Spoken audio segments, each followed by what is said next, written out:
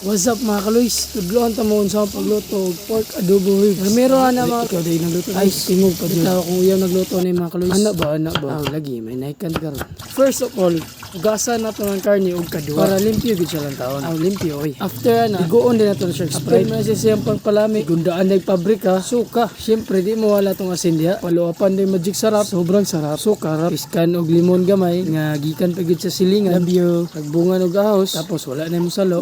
Bitaw din na ito mag-ima. Imikis-mikis na natin yan insan. After that, relax na nato itong karne. Mag-prepare sa ito.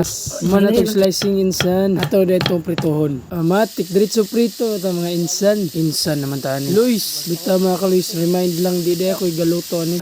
Igor ko tig video. At least akong pag video na ako nakatunan. Ako na magluto sa if ma-brown na gina siya mga kaluis, ato siyang hawason. Tapos ato nang isa lang balik unya. Wow. Ilaming adlaw kung walay karne. Piksag ahos, tapos piksag bumbay. So man tomato paste. Patuluan din na to itong kalaha. Pagbungan din dahong laya. Bitaw dahong paminta. Lata. After that, salang ulit. Salang tayo. Walang iwanan.